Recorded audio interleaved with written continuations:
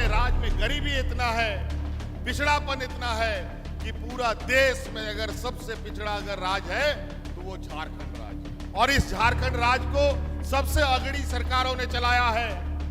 जो सरकार इस देश का सबसे बड़ा सरकार, इस दुनिया का सबसे बड़ी पार्टी जिसको अपने आप को कहती है, उन लोगों ने इस राज्य को 20 साल चलाया और इस राज्य को पिछड़ा बना दिया। इसका मतलब कि हम लोगों का हेडमास्टर ठीक नहीं था। इससे पहले जो हम लोग के हेडमास्टर हुआ करते थे, इस राज्य के मुखिया हुआ करते थे, वो ठीक नहीं होते थे। क्योंकि राज्य अलग होने के बाद जो पूर्ववर्ती सरकारें रही है और सरकार की जो जिम्मेवारी होती है कि जनता की सेवा करना, राज्य की आवाम की सेवा करना, उसमें ना लग करके ये सारा सेवा ये लोग उन लोगों ने अपने लिए करवा लिया। हम लोगों ने जब सरकार बनाया, कोरोना जैसा महामारी भी हम लोगों ने देखा। पूर्ववर्ती सरकार ने तो कभी कोरोना नहीं देखा था, कभी कोई महामारी नहीं देखी थी। डबल इंजन की सरकार थी।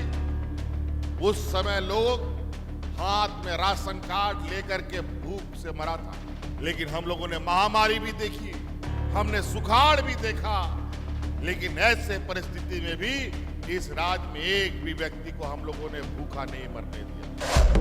कुछ षड्यंत्रकारी लोग इस देश के अन्नदाता को ही मार देना चाहते हैं। जो देश के लोगों का पेट भरता है, उन्हीं को खत्म कर देना चाहते हैं। बड़े सुनियोजित तरीके से वन अधिकार कानून बदल दिया जाता है और जंगल में रहने वाले लोगों को बेदखल करने की कार्य योजना बनती है।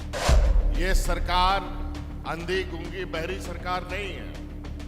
इस सरकार की आंख भी है, कान भी है, नाक भी है और संवेदनशीलता भी है। आप लोग अपनी शिकायत इस शिविर के माध्यम से भी हम तक पहुंचा सकते हैं। और चूंकि अभी हम आपके बीच में हैं तो आप यहां हम तक पहुंचा सकते हैं। अंतोगत्वा यहाँ की गरीबी के आलम देखते हुए हमने भी ये निर्णय लिया कि झारखंड किसी से कम नहीं और अब हम अपनी योजना चलाएंगे और अबुआ आवास योजना चला करके भारत सरकार से भी बड़ी आवाज बना करके आपको देंगे।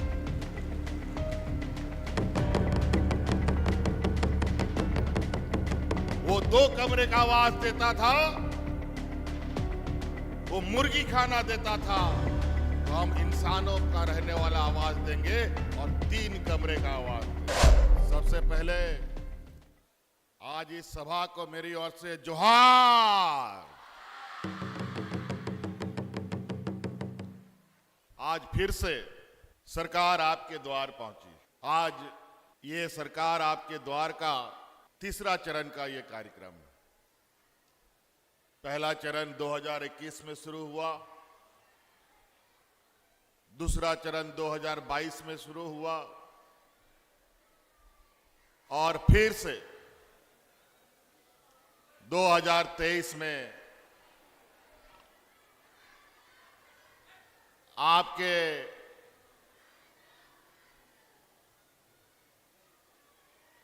सरकार आपके द्वार में पहुंची है।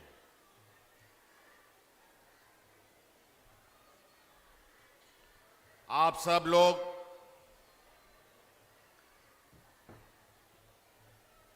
जानते हैं कि इस कार्यक्रम के दौरान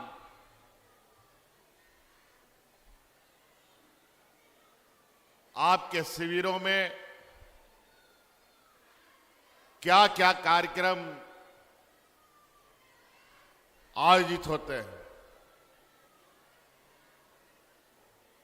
उधर कुछ महिलाएं बैठी हैं या कुछ और लोग बैठे हैं, उनकी कुछ आवाजें हमको आ रही है।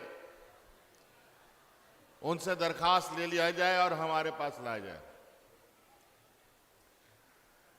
क्योंकि यह सरकार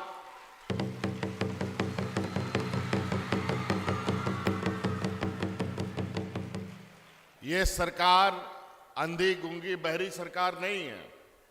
इस सरकार की आंख भी है, कान भी है, नाक भी है और संवेदनशीलता भी है। आप लोग अपनी शिकायत इस शिविर के माध्यम से भी हम तक पहुंचा सकते हैं। और चूंकि अभी हम आपके बीच में हैं तो आप यहां हम तक पहुंचा सकते हैं। ये शिविर सिर्फ आज यहां पर नहीं है। ये शिविर और भी प्रखंडों में, पंचायतों में ऐसे ही हुजूम, ऐसे ही भीड़ लगा हुआ है। हम तो सिर्फ बीच बीच में वाकई में पदाधिकारी, कर्मचारी जिसके लिए तनख्वाह लेते हैं वो काम करते हैं कि नहीं करते हैं। क्योंकि राज अलग होने के बाद जो पूर्ववर्ती सरकारें रही है और सरकार की जो जिम्मेवारी होती है कि जनता की सेवा करना, राज्य की आवाम की सेवा करना, उस पे ना लग करके ये सारा सेवा ये लोगों ने अपने लिए करवा लिया। लेकिन आज इस उदाहरण को हम बदलना चाहते हैं और ये सरकार बनने से पहले भी हमने ये कहा था।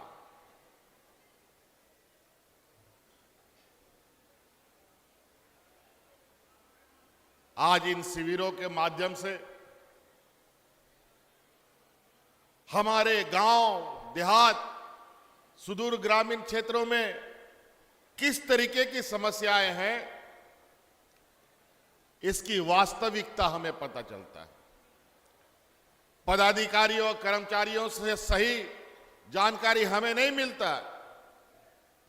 इसीलिए इन शिविरों के माध्यम से आप लोगों की आवाज और आप लोगों की तकलीफों को जानने समझने का हमको मौका मिलता है। पहला शिविर जब हम लोग लगाए तो 35 लाख आवेदन हमें मिले। दूसरा शिविर लगाए तो 55 लाख के लगभग हमको आवेदन मिला और ये तीसरा चरण है। अब इसमें कितना आएगा इसका 29 दिसंबर को पता चलेगा। और इन शिविरों के माध्यम से जो शिकायतें हमें देखने को मिला तो हमने अपना सर पकड़ लिया कि आखिर पूर्ववर्ती सरकारों ने कौन सा ऐसा काम किया। लगभग 1 करोड़ की समस्याओं का आवेदन, इसका मतलब अस्पष्ट था कि पूर्ववर्ती सरकार में ना ब्लॉक कार्यालय काम करता था, ना जिला कार्यालय काम करता था, ना कोई कर्मचारी काम करता था।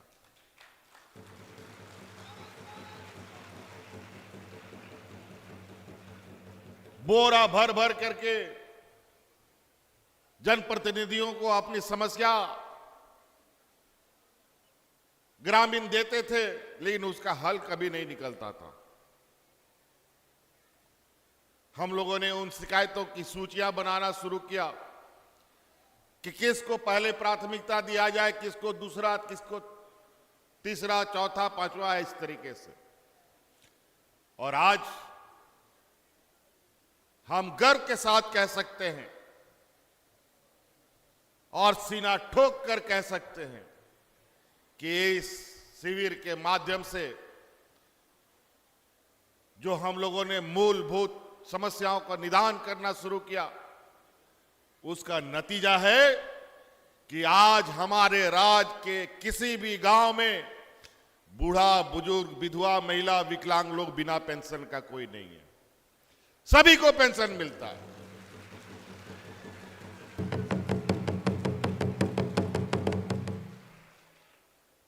हर आदमी का एक मूलभूत समस्या है, रोटी, कपड़ा और मकान। हर गरीब को चाहिए, हर मध्यवर्गीय को चाहिए, हर अमीर को चाहिए, हर कर्मचारी को चाहिए। रोटी, कपड़ा, मकान बगैर कोई नहीं रह सकता।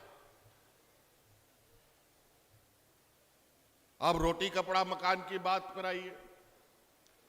एक हम लोगों ने सामाजिक सुरक्षा, हमारे बुजुर्गों का लाठी हमने उनको पकड़ाया पेंशन दे करके, जिस बुजुर्ग को पेंशन नहीं मिलता है, बेचारा आज के महंगाई के जमाने में उसका बेटा बेटी लोग भी उसको घर से बाहर कर देता है, लेकिन उनको पेंशन मिलता है तो पेंशन की आस में बेटा भी अपना मां बाप को अपने साथ रखता है। आज उन बुजुर्गों को हम लोगों ने पेंशन दिया। आज विधवाओं को जो बरसों बरस इंतजार करती थी विधवा होने के 40 साल के बाद उसको पेंशन मिलेगा, वो भी कुछ ही लोगों को। अब हमने ये तय किया कि विधवा होने का कोई समय सीमा नहीं होता है, भगवान ना करे कोई विधवा हो, लेकिन जिस दिन भी कोई भी विधवा होगा उसी दिन से उसको पेंशन मिलेगा। ये हमने कानून बना दिया।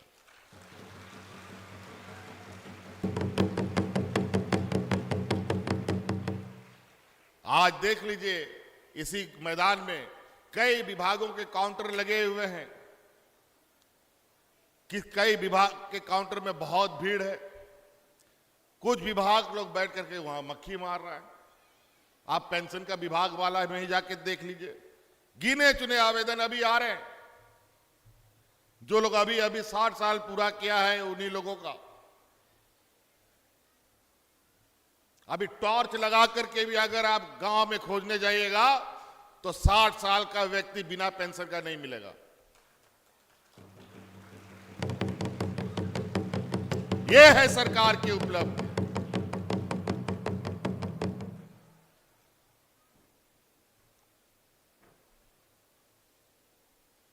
भूख की हालत यहां इस राज्य में ऐसे रही है। हम लोगों ने जब सरकार बनाया, कोरोना जैसा महामारी भी हम लोगों ने देखा। पूर्ववर्ती सरकार ने तो कभी कोरोना नहीं देखा था, कभी कोई महामारी नहीं देखी थी। डबल इंजन की सरकार थी। उस समय लोग हाथ में राशन कार्ड लेकर के भूख से मरा था। लेकिन हम लोगों ने महामारी भी देखी, हमने सुखाड़ भी देखा, लेकिन ऐसे परिस्थिति में भी इस राज्य में एक भी व्यक्ति को हम लोगों ने भूखा नहीं मरने दिया।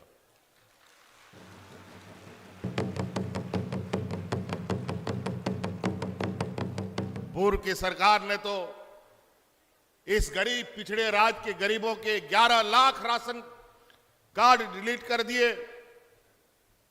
आपकी सरकार बनने के बाद हमने फिर से अतिरिक्त 20 लाख हरा राशन कार्ड बना करके गरीबों के बीच में बांटने का काम किया ताकि कोई भूखा ना मरे।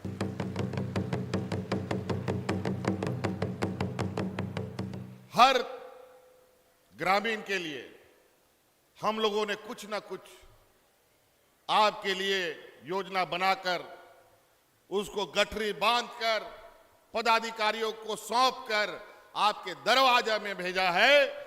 आप उस गठरी को खोलिए, जरूर आपके लिए भी कुछ ना कुछ योजना आपके उस गठरी में है, उसको आप अपने घर में ले जाकर के अंदर रखिए। ये योजनाएं आज पढ़े लिखे नौजवान हो, कम पढ़े लिखे नौजवान हो, महिला हो, पुरुष हो, किसान हो, मजदूर हो, सबके लिए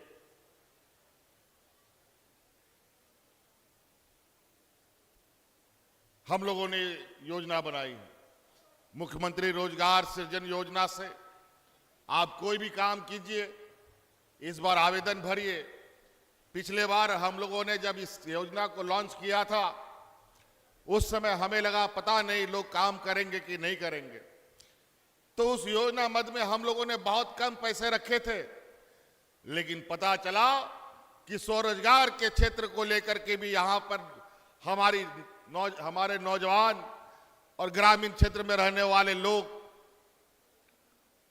काम करने के लिए तैयार हैं। लेकिन बहुत सारे नौजवान को थोड़ा निराशा हाथ लगा। इस बार हम लोगों ने आप लोगों की इस सोच को ध्यान में रखते हुए मुख्यमंत्री रोजगार सृजन में अतिरिक्त पैसों का प्रावधान करके फिर से हम लोगों ने आपके दरवाजे पर पहुंचने का काम किया। इस बार आवेदन दीजिए।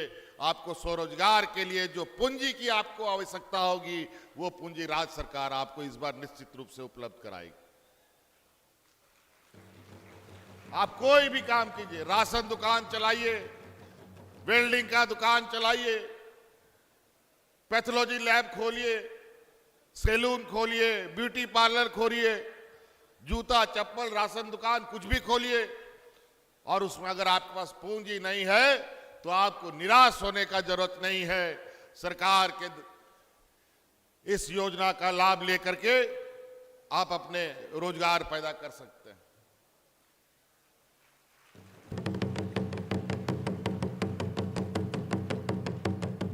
हमारे ग्रामीण किसान भाई लोग बेचारा भगवान भरोसे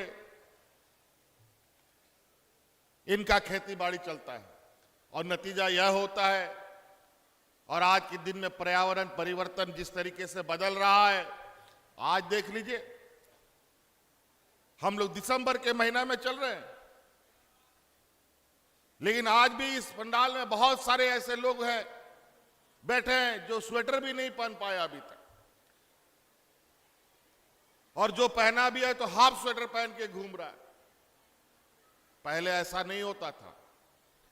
पहले दिसंबर आते आते लोग ठिठुरने लगते थे,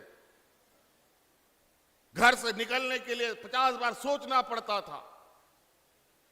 लेकिन मौसम कैसा बदल रहा है ये आप देख रहे हैं। प्रकृति से छेड़छाड़, जल जंगल जमीन के साथ खिलवाड़ का नतीजा यही होता है। और इस जल जंगल जमीन को बचाने के लिए झारखंड के आदिवासी और मूलवासी को जितना मजबूती से पता है, हमको नहीं लगता है देश में किसी लोगों को पता होगा, किसी राज्य के लोगों को मालूम हो। क्योंकि झारखंड का तो यही पहचान है, जल जंगल जमीन। लेकिन विकास के पैमाने भी आज इस तरीके से गढ़ी जा रही है जिसमें पर्यावरण के छाती पर हम लोग इतनी अत्याचार पे लगे हैं कि उसका परिणाम सबसे पहले हमारे किसानों को भोगना पड़ रहा है। और किसानों के दुश्मन भी इस देश में आके अपना षड्यंत्र रचने में लगे। आप लोग को मालूम है कि इस देश में किसानों ने 1 साल तक पूरा दिल्ली सरकार को घेर करके दिल्ली के अंदर बंद कर दिया था, किसान विरोधी काला कानून के वजह से। और इस आंदोलन में हजारों किसान दिल्ली के चौक चौराहे में सर्दी गर्मी बरसात में रहते रहते उनकी जानें भी चली गई। लेकिन किसानों ने आंदोलन नहीं छोड़ा और पूरा दिल्ली सरकार को घेर के रखा। अगर वो कानून लागू हो जाता, इस देश का एक भी किसान दिखाई नहीं मिलता। कुछ षड्यंत्रकारी लोग इस देश के अन्नदाता को ही मार देना चाहते हैं, जो देश के लोगों का पेट भरता है, उन्हीं को खत्म कर देना चाहते हैं। बड़े सुनियोजित तरीके से वन अधिकार कानून बदल दिया जाता है और जंगल में रहने वाले लोगों को बेदखल करने की कार्य योजना बनती है। इन सब चीजों के लिए आपको भी सजग रहना होगा। अगर आप ध्यान नहीं दिए, आप जागरूक नहीं बने, तो आपके लिए भी ऐसे कानून काला बन जाएगा कि आप जीवन भर रोते रहेंगे, आपका आंसू पोंछने वाला कोई नहीं आएगा। हमने पहले बोला इंसान को रोटी कपड़ा मकान की जरूरत है, रोजगार तो बाद में आता है। किसी तरीके से कुछ ना कुछ मिल ही जाएगा, नहीं तो भीख मांग के खाएगा, लेकिन रोटी कपड़ा तो हर को चाहिए। हमने आपको राशन कार्ड के बारे में बताया, कैसे डबल इंजन की सरकारों ने काम किया था, हमारे विपक्षों ने काम किया था। मकान को लेकर के भी आपको मंत्री जी ने बताया। कि किस तरीके से हमारे चिन्हित गरीब परिवार जिनको आवास मिल रहा था, उसके लिए पूरा सरकार, दिल्ली सरकार में अपना नाक रगड़ते रह गई, हाथ फैलाते रह गई, लेकिन हमें गरीबों की आवाज सैंक्शन नहीं हुए। अंतोगत्वा यहाँ की गरीबी के आलम देखते हुए हमने भी ये निर्णय लिया कि झारखंड किसी से कम नहीं, और अब हम अपनी योजना चलाएंगे और अबुआ आवास योजना चला करके भारत सरकार से भी बड़ी आवाज बना करके आपको देंगे।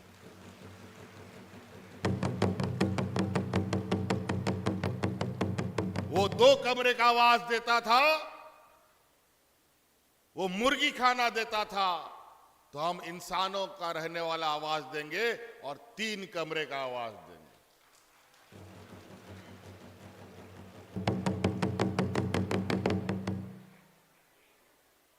तो इस तरीके से एक एक करके हम लोग,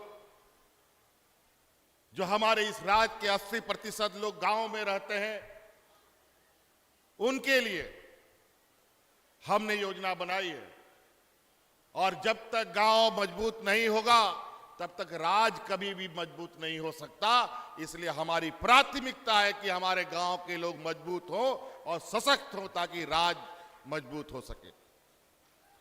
आज इसीलिए किसानों के लिए बिरसा हरित ग्राम योजना हम लोगों ने लाया है, मुख्यमंत्री पशुधन लाया है, हम लोगों ने दीदी बाड़ी योजना लाया है। कई ऐसे कार्यक्रम हम लोग आज किसानों के लिए लेके चले हैं ताकि आज मौसम के अलावा और कई तरीके से वो आत्मनिर्भर बन सके। मुख्यमंत्री पशुधन योजना के माध्यम से पशुपालन की योजना, पहले गाय, बकरी, मुर्गी, सुअर सरकार में मिलता था। अब हम लोगों ने तय किया है कि अब इस राज्य में भैंसों का भी वितरण हम करेंगे। और जो जानवर आपको मिलेगा, पहले जानवर कभी कभी लोग ऐसा फ्रॉडगिरी और फरेबी का काम किया है कि ग्रामीणों को जानवर देने के बाद 1-2 महीना में ही जानवर मर जाता था। बीमारू गाय, बीमारू बकरी, मुर्गी मिल जाता था और बेचारा किसान जब सब जानवर मर जाता था वो भी अपना माथा पटक लेता था, फिर दोबारा पशुपालन का काम नहीं कर पाता था, उसकी कमर की हड्डी टूटने लगती थी उनके खर्चों से। लेकिन अब जो जानवर आपको मिलेगा वो सभी बीमा किया हुआ जानवर आपको उपलब्ध होगा। जब कोई जानवर मरेगा तो उसका पूरा पैसा आपको वापस मिलेगा। तो कई ऐसी चीजें हैं जो यादें आ रही है, जो मैं आपको बता रहा हूं। लगभग सरकार ने सभी बातें आपको कह दिया। हमारे कई मंत्रियों ने बात को कहा। हमारे सबसे सामने यहां पर बच्चियां बैठी हुई है स्कूल की, हम लोग की आने वाली पीढ़ी की धरोहर। आज इनके लिए हम लोगों ने सावित्रीबाई फुले की योजना हम लोग लेके आए। वो इसलिए लेके आए हैं कि हमारे राज्य में गरीबी इतना है, पिछड़ापन इतना है कि पूरा देश में अगर सबसे पिछड़ा अगर राज्य है तो वो झारखंड राज्य है। और इस झारखंड राज्य को सबसे अगड़ी सरकारों ने चलाया है। जो सरकार इस देश का सबसे बड़ा सरकार, इस दुनिया का सबसे बड़ी पार्टी जिसको अपने आप को कहती है, उन लोगों ने इस राज्य को 20 साल चलाया और इस राज्य को पिछड़ा बना दिया। इसका मतलब कि हम लोगों का हेडमास्टर ठीक नहीं था।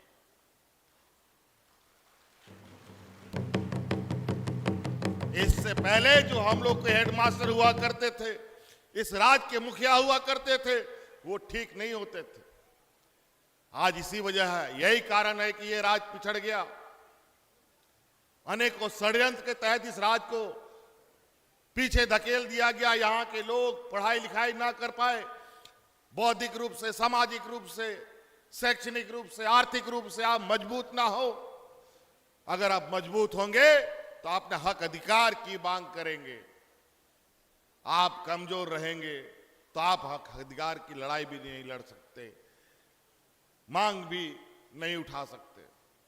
आज इसीलिए हम लोगों ने अभी से नहीं, अभी के लिए तो अभी आने वाले पीढ़ी दर पीढ़ी को मजबूत करने का संकल्प लिया। इसी के लिए हम लोगों ने सावित्रीबाई फुले योजना लाया कि हमारे गरीब माँ बाप 8वां क्लास 9वां क्लास बेटियां पास नहीं करती हैं, उसके लिए दूल्हा ढूंढने लग जाता है। हम उन माँ बाप को हाथ जोड़कर विनती करना चाहेंगे, अब आपको दूल्हा खोजने का जरूरत नहीं है। अब बेटियां हमारी बोझ नहीं बनेंगी।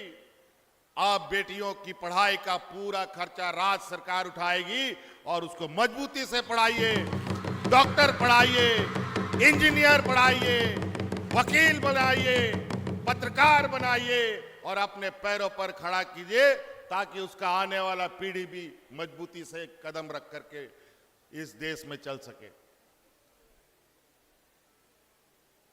ये तो हम लोग इसीलिए लाए हैं कि इनको स्कूल छोड़ने की जरूरत ना पड़े। जैसे ही स्कूल पास करेगी, 12वीं पास हो जाएगी, इंजीनियर, डॉक्टर, वकील, पत्रकार जो भी अच्छी पढ़ाई करना चाहेगा, उसमें जितना भी खर्चा लगेगा, उसमें जो आर्थिक सहायता, आर्थिक सहयोग होगा, वो राज्य सरकार आपको गुरुजी क्रेडिट कार्ड के माध्यम से उपलब्ध कराने का काम करेगी।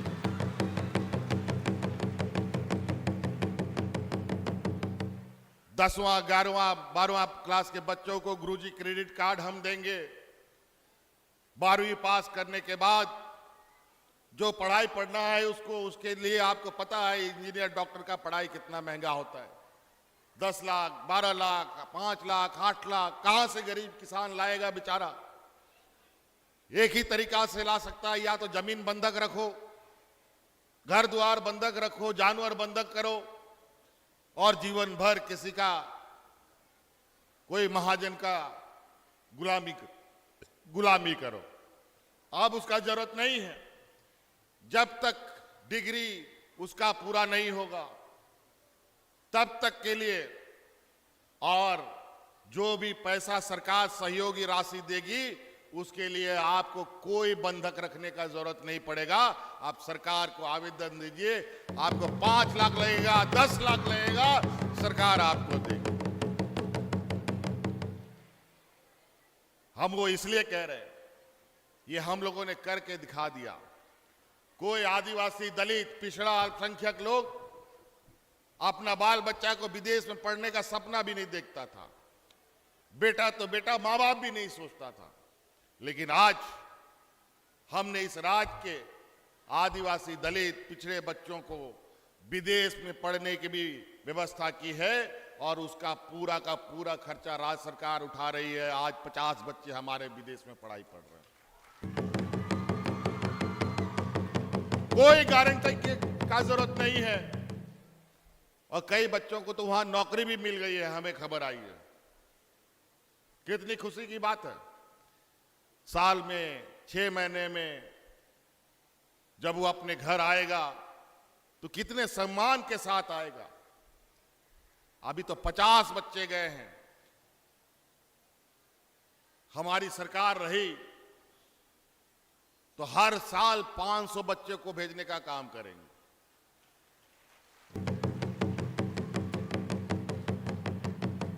और जो इस राज्य के ऊपर जो कलंक है पिछड़ेपन का, इसको खत्म करना हम लोगों का संकल्प है। और इस संकल्प को पूरा करने के लिए आपको हमारे साथ कदम से कदम मिलाकर चलना पड़ेगा। नहीं तो आज षड्यंत्रकारी लोग ढेरे घूम रहा है। आज पंचायत में शिविर लग रहा है और शिविर में, सब शिविरों में टेंट लगा हुआ है। आज हमारे युवा भाई जो गांव देहात में रहता है, अगर मुख्यमंत्री रोजगार सृजन योजना के माध्यम से आप लोग टेंट की योजना लेते तो आज वो टेंट आपको पैसा दे करके आपसे पदाधिकारी खरीद के ले जाता और टेंट लगाता और उसका आमदनी आपको होता। आज कितना अच्छा होता।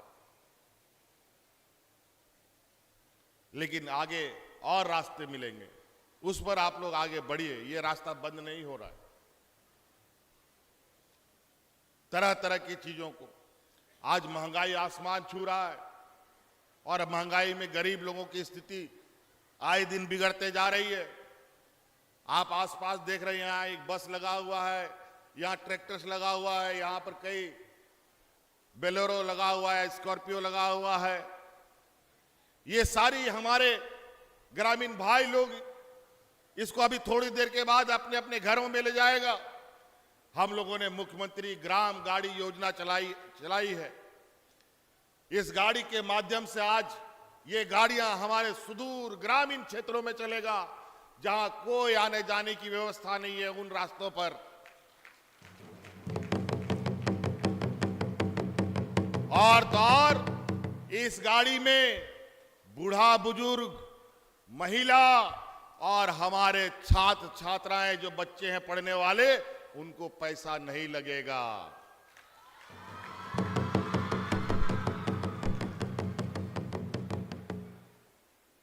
और इससे लगभग इस राज्य में 1 करोड़ से अधिक लोग मुफ्त में इस बस में सफर करेंगे। ये हम लोगों ने आपके लिए बनाया है। तो इसलिए कई जगह हमको ये जानकारी मिली है कि कॉलेज बहुत दूर है, स्कूल बहुत दूर है, आने जाने की व्यवस्था नहीं। तो हम लोगों ने ये योजना चला दी कि हम ऐसी योजना चलाएं कि शहर और गांव में अब फर्क ना रहे। जिस तरीके से लोग गांव से उठ करके शहर में आ जाते हैं अपने बच्चों को पढ़ाने के लिए, अब उसकी जरूरत नहीं पड़ेगी।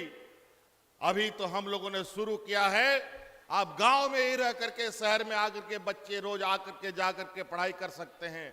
जरूरत पड़ेगी आने वाले समय में 1 नहीं 2 नहीं 3 4 बसें चलाएंगे और अपना ग्रामीण व्यवस्था को मजबूती प्रदान करेंगे।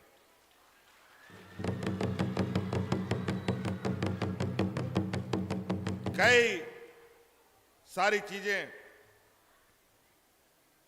आप लोग के समक्ष हैं, इसीलिए आप लोग यहां इन स्टॉलों में जाएं, पता करें कि नौजवान के लिए क्या है, हमारे बच्चों के लिए, छात्र छात्राओं के लिए क्या है, हम लोगों के किसानों के लिए क्या है, महिलाओं के लिए क्या है। हम लोगों ने फूलो झानो आशीर्वाद योजना महिलाओं के लिए लाया है। पहले 10,000 रुपए की आर्थिक सहायता सहयोग राशि मिलता था, जिससे महिलाएं स्वरोजगार उत्पन्न कर सके। और हम आपको बता दें, उस 10,000 रुपये को बढ़ाकर हमने 50,000 कर दिया है। कोई महिला को जो काम करना है आकर के वो सहयोग राशि ले और अपना स्वरोजगार पैदा करे।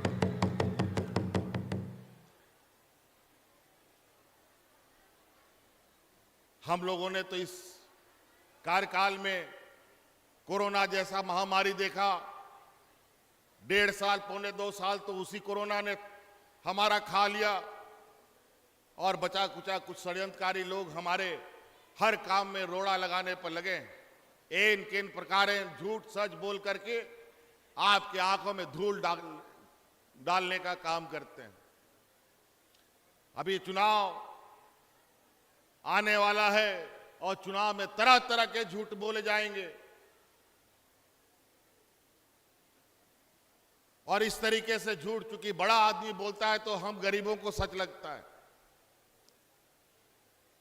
आज के दिन में अपनी आंखों की पट्टी को खोलिए। आज जितना बड़ा आदमी उतना बड़ा झूठ लोग बोलता है।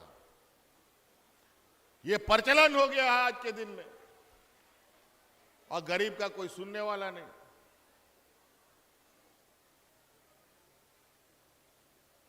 ये हमारे सीमावर्ती क्षेत्र में, हम लोग बिहार से अलग हुए, झारखंड का ये सीमावर्ती क्षेत्र है। जाके देख लीजिए बिहार में। अभी तो मंत्री जी ने बताया कि वहां क्या हाल है। एक एक करके झारखंड बने अब 23 साल होने को जा रहे हैं। अब कुछ साल में ये युवा राज्य हो जाएगा, 25 साल का हो जाएगा। लेकिन 20 साल में इस राज्य का सिर्फ खून चूसा गया। इसको ताकतवर बनाने की कोई कोशिश नहीं हुई। और आज बेचारा ये राज्य 25वां साल में जब जाएगा तो इसकी स्थिति क्या होगी, इस प्रतिस्पर्धा के समय में आप अंदाजा लगा सकते हैं। इसीलिए हमने, जब से सरकार हमने बनाया है, तब से हर दिन हमारी नजर हमारे जड़ों पर है। जो जड़ हमारे ग्रामीणों में है, आज उस जड़ को मजबूत करने पे लगे हैं कि जब युवा राज ये बनेगा तब वो इतनी ताकत जुटा ले कि जो पिछड़ापन का कलंक है ये राज मिटाने के लिए तैयार हो जाए। बहुत खराब है और आज यही वजह है कि पिछड़ेपन की वजह से यहां से लोग पलायन करते हैं, दूसरे राज्यों में जाते हैं।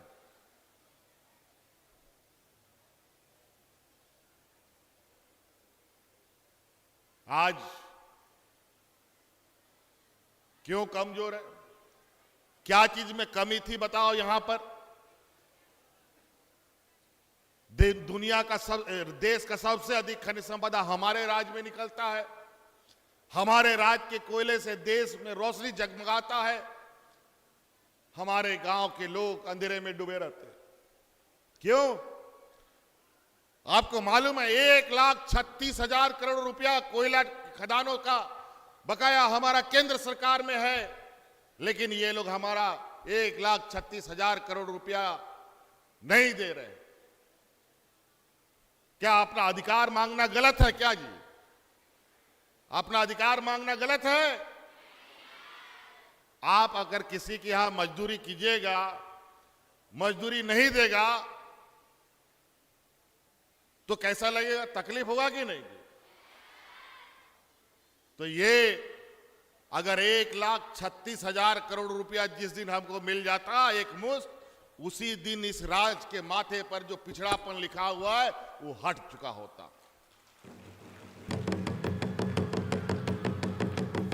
अगर वो 1,36,000 करोड़ रुपया अगर हमें मिला होता तो इस राज्य में जो महिलाओं को 1,200 रुपया का गैस सिलेंडर मिल रहा है वो सिलेंडर हम 500 रुपया में देते।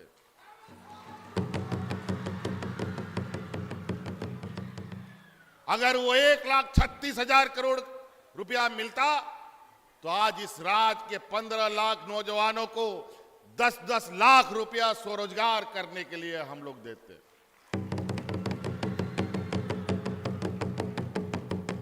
आज वो 1,36,000 करोड़ रुपए मिलने का मतलब इस राज्य के लाखों एकड़ जमीन के खेत में नहर बना करके हम लोग पानी उपलब्ध कराते और किसान 12 महीना खेत से बाहर नहीं निकल पाता।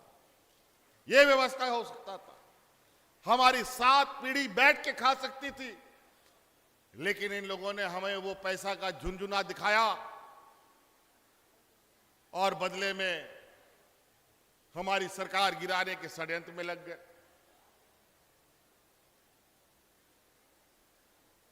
ये स्थिति है। आज आपको 100 यूनिट बिजली हम मुफ्त दे रहे हैं। आज इस बिजली की आलम यह है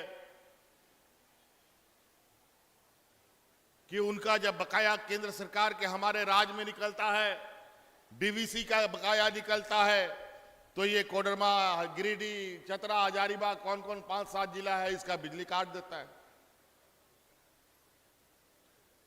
1 घंटा भी अगर पैसा पहुंचने में विलंब हो गया तो बिजली काट देता है। और हमारा कोयला, हमारा ही कोयला और हमारा ही बिजली, और कोयला का इतना बकाया वो ये नहीं देते। अजीब मामला है।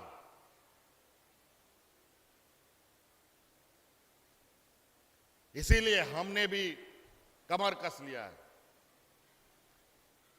अब इन जिलों में हम अपना ट्रांसमिशन लाइन लगाना हमने प्रारंभ कर दिया है। 1-1.25 साल के अंदर इन 6-7 जिलों में जहां डीबीसी एरिया में हम लोग का ट्रांसमिशन लाइन है, उन सभी जगहों पर राज्य सरकार अपना ट्रांसमिशन लगाएगी और अपने बिजली के भरोसे ग्रामीणों को रखेगी। हम डीबीसी के भरोसे में नहीं रहेंगे। और वो अपना संरक्षण लाइन लगा करके हमें ब्लैकमेल करने का काम करता है। फिर उसको हम बोलेंगे अपना लाइन अपने पास रखो भाई, उसको अचार का बयाम में डालो और खा जाओ। ये लोग इतना दुष्ट लोग हैं। हमारा ही कोडरमा जिला में अबरक निकलता है। ढीबरा के नाम से अभी लोग बड़े पैमाने पर छोटे बड़े कामों में लगे रहते हैं, उल्टे सीधे में भी लगे रहते हैं।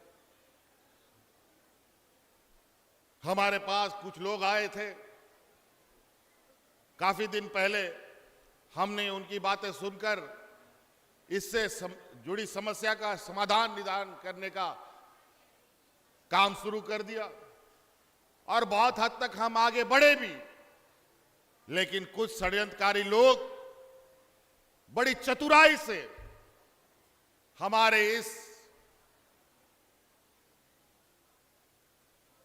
व्यवस्था को ठीक करने पर पानी फेरने का काम करना शुरू कर दिया और ना जाने किसने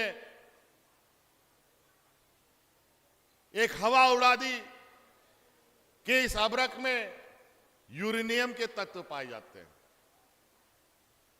अब ये एक ऐसा विवाद खड़ा हो गया कि विभाग अब इसमें यूरेनियम है कि नहीं इसकी जांच करने के लिए पूरा देश दुनिया में घूम रहा है। उसका रिपोर्ट अभी तक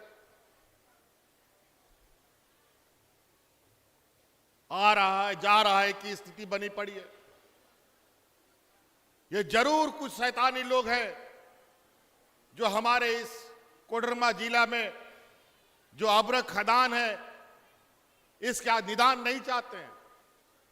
ये लोग 2 नंबर व्यवस्था के माध्यम से इन अबरकों को अपना जेब भरने के काम में लगे हुए हैं। लेकिन चिंता नहीं, हम इस पर भी काम निकालेंगे, इसका भी रास्ता निकालेंगे। अभी हमें रास्ता मिला है, इसका भी रास्ता निकालेंगे और यहां के जो अबरक व्यवसाय है इसको भी अपने पैरों पर खड़ा करने का काम करेंगे। बड़ा सुनियोजित तरीके से हम 32 के आधार पर, खतियान के आधार पर नियोजन नीति बनाते हैं तो कोर्ट कचहरी भेज देता है ये लोग और वहीं पर इनके कोई जुगाड़ लगा करके हमारे कानूनों को लागू नहीं होने देते। नतीजा ये होता है कि यहाँ के नौकरियों में कुछ जगहों पर बाहर से भी लोग आ जाते हैं। लेकिन ये लड़ाई अभी खत्म नहीं हुई है, ये लड़ाई हम लड़ेंगे ताकि यहाँ के लोगों को सबसे प्राथमिकता के आधार पर रोजगार मिल सके, चाहे वो सरकारी हो चाहे वो गैर सरकारी हो।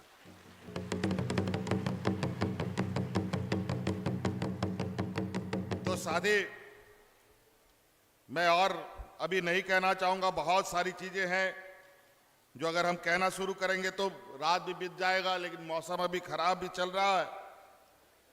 लेकिन आप देखिए और महसूस कीजिए कि आपके इस दुख के घड़ी में कौन खड़ा रहता है, किसने आपकी आंख के आंसू पोंछने का काम किया। याद कीजिए उस कोरोना का दिन, जिस दिन हाट बाजार गाड़ी मोटर सब बंद था, आपको घर में ताला लगा के रहने के लिए मजबूर होना पड़ा। यहां मजदूर तबके के लोग जहां अलग अलग राज्यों में जाकर के फंस गए और यहाँ के जो मजदूर हैं इनको काम नहीं मिल रहा था, सब घर के अंदर बैठे हुए थे। उस वक्त आपने बाहर फंसे हुए मजदूर भाइयों को हवाई जहाज से ढो ढो करके भी आपके घर पहुंचाने का हमने काम किया था।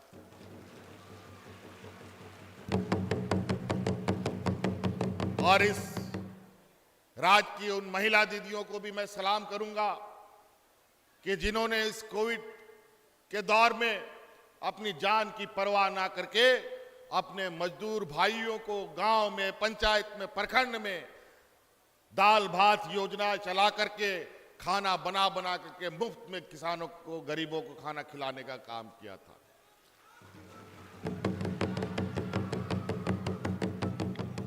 बल्कि इस विपत्ति की लड़ाई में हमारे 2 मंत्री शहीद हो गए, हाजी हुसैन अंसारी साहब और हमारा मंत्री जगन्नाथ महतो जी। इस कोरोना के मार से बच नहीं पाए, वो बेचारे हमारे दोस्त लोगों की जानें ले ली, लेकिन सरकार ने कभी भी गरीबों के सामने से अपनी आंखें नहीं हटाई। राज्य के 3.25 करोड़ लोगों को अपने नजरों के सामने रखा। राज्य सबसे देश में पिछड़ा राज्य, अस्पतालों का अभाव, डॉक्टरों का अभाव, दवा का अभाव, उसके बावजूद भी हमने कोई अफरा तफरी नहीं होने दी, बल्कि यहीं बगलों के राज्य में इस तरीके से लोग मरे कि जैसे जानवर मरता था। मिट्टी कम पड़ गई थी उनको दफन करने के लिए, लकड़ी कम पड़ गया उनको जलाने के लिए, और परिवारजन उनके मृत शरीर को यूं ही जंगलों में नदी किनारे फेंक के चले जाते थे और चील कौवे कुत्ते खा जाते थे। ये मंजर था अगल बगल राज्यों का। लेकिन इस राज्य में कम से कम हमने ऐसी स्थिति उत्पन्न नहीं होने दी। और आज आप सबको, चाहे बूढ़ा बुजुर्ग हो, चाहे किसान हो, चाहे वो महिला हो, चाहे वो छात्र छात्राएं हो, इन सब के लिए कुछ ना कुछ हम लोगों ने उनके घरों तक पहुंचाने का काम किया है। और उनके लिए जीने का मान सम्मान और अधिकार, जो पहले आप उसके लिए आपको भटकते भटकते बरसों लग जाते थे, अब आपको भटकने की जरूरत नहीं पड़ती। आपके दरवाजे में, आपके पंचायत में शिविर लगा लगा कर जहां जाने की जगह रास्ते हैं, जहां नहीं भी हैं, वहां लोग ट्रैक्टर से, बैलगाड़ी से, मोटरसाइकिल से, ब्लॉक का लैपटॉप और कंप्यूटर और प्रिंटर लेकर के पदाधिकारी बैठ करके आपकी समस्या का समाधान कर रहा है। कभी 20 साल पहले अभी आप लोगों ने देखा कभी पदाधिकारी आपके गांव जाता हो? आज 1 मिनट में एक ही घर में 3-3 लोग पेंशन ले रहे हैं। माताजी भी ले रही हैं, पिताजी भी ले रहे हैं और खुद भी ले रहा। बताइए। लेकिन हमारे विपक्ष के भाइयों को ये नहीं पचता। आज ये सरकारी कार्यक्रम है, ये हम लोग का बोर्ड में सब सदस्यों का नाम है जो विधायक हैं, सांसद हैं, मंत्री हैं, लेकिन वो यहां नहीं आएंगे, यहां नहीं आएंगे।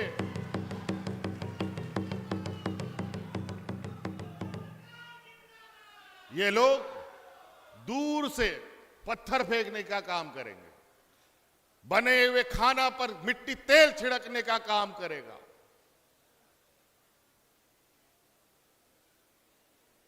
और बोलेगा भ्रष्टाचार, बोलेगा लूट की सरकार। अजीब हालत है। वो तो पता चलेगा आने वाला समय में। राज्य की जनता 20 साल बेवकूफ बनी है। बड़ी मुश्किल से तो इस बार हम लोगों ने सरकार बनाई, लेकिन 1.5 साल हमारा कोरोना और सुखाड़ जैसी परिस्थिति ने हमारा ले लिया। फिर भी हम लोगों ने इतनी गाढ़ी लकीर खींची है कि इस लकीर को मिटाना इतना आसान नहीं है। ये वीरों की धरती है। हक अधिकार वही देगा जो आपके बीच का होगा, कोई बाहर से आके नहीं देगा। तो इसलिए साथी, और बहुत ज्यादा नहीं कहते हुए मैं इन्हीं बातों के साथ अपनी बातों को समाप्त करूंगा। हमारे साथ मंच पर उपस्थित हमारे मंत्रीगण, हमारे इधर बरकट्ठा विधायक अमित जी और हमारे पूर्व विधायक और यहाँ पर जिला परिषद अध्यक्ष जी और यहाँ उपस्थित तमाम हमारे ग्रामीणों, किसान भाइयों, माताएं, बहनें, नौजवान साथी, हमारे स्कूल के छात्र छात्राएं, आप सबको मेरी ओर से पुनः जोहार।